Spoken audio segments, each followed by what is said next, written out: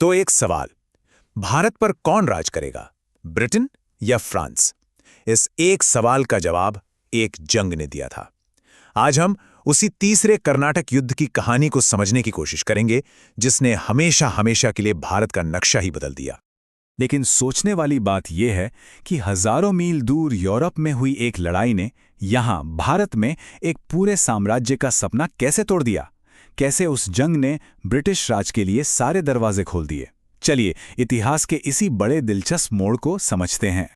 देखिए, भारत में जो ये जंग हो रही थी ना, वो असल में भारत की थी ही नहीं। इसकी चिंगारी तो कहीं और से आई थी।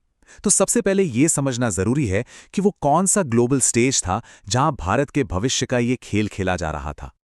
तो हुआ ये कि इस पूरी कहानी की जड़ें थीं यूरोप में। साल 1756 ब्रिटेन और फ्रांस के बीच वहां 7 साल की जंग यानी 7 इयर्स वॉर छिड़ गया और उसकी आग की लपटें सीधी भारत तक आ पहुंची। यहां दोनों के बीच जो एक कच्ची पक्की शांति बनी हुई थी, वो इस ग्लोबल लड़ाई के चलते पूरी तरह से खत्म हो गई और दोनों ताकतें एक बार फिर आमने सामने थीं। अब जंग की शुरुआत में ना दोनों साइड्स की सोच, उनकी प्लानिंग बिल्कुल अलग थी। उनकी स्ट्रैटेजी क्या थी और पहले राउंड में कौन किस पर भारी पड़ा, आइए देखते हैं। यहां पर दोनों की सोच का फर्क एकदम साफ दिखता है। एक तरफ फ्रांसीसी अपनी पूरी ताकत दक्षिण में एक किले त्रिचिनापल्ली पर लगा रहे थे, तो दूसरी तरफ अंग्रेजों ने एक कहीं ज्यादा स्मार्ट चाल चली।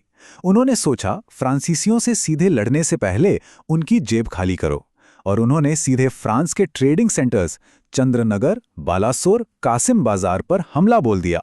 मकसद साफ था, फ्रांसीसियों की कमाई का जरिया ही बंद कर दो ताकि वो जंग लड़ने लायक ही ना रहें। अब जब फ्रांसीसियों को लगा कि बाजी हाथ से निकल रही है, तो उन्होंने अपना सबसे बड़ा दांव खेला। एक नए कमांडर को भारत भेजा गया जिसके पास एक बहुत ही रिस्की प्लान था। यह एक ऐसा दांव था जो या तो फ्रांस को भारत का बादशाह बना सकता था या फिर उसका सब कुछ खत्म कर सकता था। साल 1758 में काउंट डी लाली के आने से फ्रांसीसियों में जैसे एक नई जान आ गई।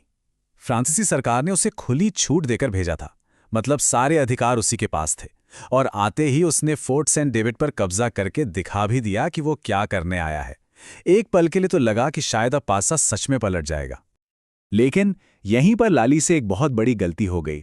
उसने अंग्रेजों के सबसे मजबूत किले मद्रास को घेर लिया। ये एक लंबा चलने वाला दांव था और तभी एंट्री हुई ब्रिटिश नेवी की।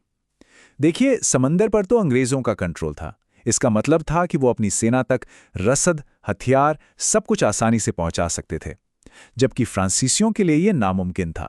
अपनी सप्लाई लाइन कटने के डर से लाली को घेरा उठाना पड़ा, और ये फ्रांसीसियों के लिए एक बहुत बहुत बड़ा झटका था। मद्रास में नाकामी के बाद अब स्टेज तैयार था एक ऐसी लड़ाई के लिए, एक फाइनल शोडाउन के लिए जो इस जंग और भारत में फ्रांसीसी भविष्य का आखिरी फैसला करने वाली थी। तारीख थी 22 जनवरी 1760। जगह वांडीवाश। मैदान के एक कोने में थे तजुर्बेकार ब्रिटिश जनरल सर आयरकूट और दूसरे कोने में फ्रांसीसी कमांडर काउंट डी लाली। ये सिर्फ एक जंग नहीं थी, ये दो साम्राज्यों की सीधी टक्कर थी, और इसका नतीजा भारत का इतिहास हमेशा के लिए बदलने वाला था। इतिहासकार मालेसन की ये बात इस लड़ाई के असर को बिल्कुल सही तरीके से बताती है। सोचिए, ड्यूमा और ड्यूप्ले जैसे बड़े बड़े गवर्नरों ने दशकों की मेहनत से भारत में फ्रांसीसी साम्राज्य की जो शानदार इमारत खड़ी की थी, वांडीवाश की एक हार ने उसे पूरी तरह मलबे में तब्दील कर दिया। वांडीवाश की उस हार के बाद तो फ्रांसीसी साम्राज्य ताश के पत्तों की तरह ढहने लगा। देखते ही देखते उनके सारे इलाके एक एक करके उनके हाथ से फिसलते चले गए, और ये पतन बहुत तेजी से हुआ।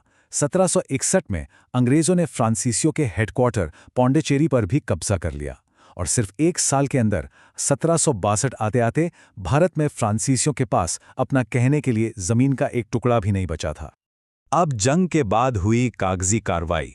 एक संधि हुई जिसने फ्रांसीसी साम्राज्य के ताबूत में आखिरी कील ठोकने का काम किया। 1763 की पेरिस की संधि ने इस जंग को ऑफिशियली खत्म कर दिया। फ्रांसीसियों को उनकी फैक्ट्रियां तो वापस मिल गईं, लेकिन बहुत ही कड़ी शर्तों पर। अंग्रेजों ने साफ कह दिया, अब ना तो तुम किले बनाओगे और ना ही यहां अपनी सेना रखोगे। मतलब साफ था, भारत पर राज करने का सपना हमेशा के लिए खत्म। अब वो यहां सिर्फ और सिर्फ व्यापारी थे। तो इस पूरी कहानी का निचोड़ क्या है? तीसरे कर्नाटक युद्ध ने यह हमेशा के लिए तय कर दिया कि भारत में यूरोपीय ताकतों का असली बॉस कौन होगा। फ्रांसीसी एक राजनीतिक ताकत से सिमटकर सिर्फ व्यापारी रह गए और बस यहीं से अंग्रेजों के लिए भारत में अपना साम्राज्य फैलाने का रास्ता पूरी तरह से साफ हो गया। जरा सोचिए, अगर वॉन्टीवॉश की लड़ाई का नतीजा कुछ और होता तो आज का भारत शायद कितना अलग होता।